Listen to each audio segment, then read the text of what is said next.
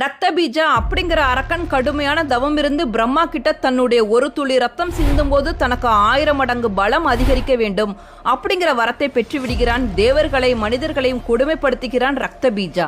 ரத்த பீஜாவை அழிப்பதற்காக துர்கா தேவி தன்னுடைய வாளை வீசுகிறாள். ரத்த பீஜாவின் ஒரு துளி ரத்தம் சிந்தியவுடன் அவனுடைய 1000 வடிவங்கள் வெளிப்படுகிறது.